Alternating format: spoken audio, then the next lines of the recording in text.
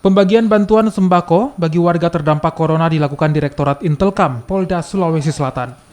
Mereka membagikan sekitar 200 paket sembako pada warga. 200 paket sembako ini merupakan bagian dari 4.000 paket sembako yang akan disalurkan pada warga terdampak COVID-19. Paket sembako berisikan beras, minyak goreng, hingga mie instan. Selain membagikan sembako, petugas juga sekaligus melakukan pengawasan penerapan PSBB di Kota Makassar.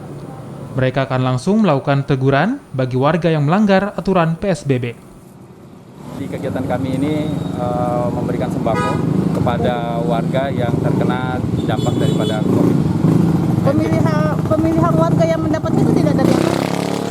Dan warga yang kita lihat seperti beliau ini, yang mungkin keseharian tidak ada pekerjaan atau penumpangnya kurang, jadi terhambat semuanya ya sudah.